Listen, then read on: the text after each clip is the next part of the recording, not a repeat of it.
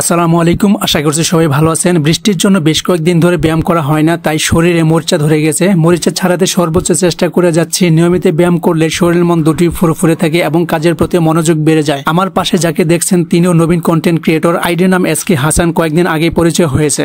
হাসান ভাইয়ের কাছ থেকে বিদায় নিয়ে চলে এলাম আমার প্রিয় জায়গায়। এখানে প্রকৃতির মায়ে বারবার ছুটে আসে। এখানকার প্রতিটা গাছপালা, লতা পাতা, পুকুরে মাছ সবকিছু আমাকে মিস করে, আমিও তাদের মিস করি। আমার হাতে আছে অর্জুনের শরবত, আরো আছে কাঁচা ছোলা, কাঁচা বাদাম। রাতে ভিজিয়ে সকালে খালি পেটে নিয়মিত খাওয়ার চেষ্টা করি। এর গুণাগুণ বলতে গেলে ভিডিও অনেক লম্বা হয়ে যাবে। জানার আগ্রহ থাকলে আপনারা গুগলে সার্চ করে জেনে নিতে পারেন। এই জায়গাটা পারফেক্ট মনে হলো, তাই মাটির মধ্যে নেটা দিয়ে বয়ে পড়লাম। আমার বাড়ি টাঙ্গাইল জেলা, তাই টাঙ্গাইলের ভাষা আমার হৃদয়ে গাথা। অর্জুনের শরবত খেতে মোটেও স্বাদ নয়, কিন্তু মাগার এর কালারটা জোস। কাঁচের গ্লাসে নেওয়ার কারণে আরো বেশি আকর্ষণীয় লাগছে। কচু পাতায় কাঁচা বাদাম, কাঁচা ছোলা নেওয়ার বিশেষ কোনো কারণ নাই, মূলত ঝামেলা কমাতে বাসা থেকে পাত্র নেই।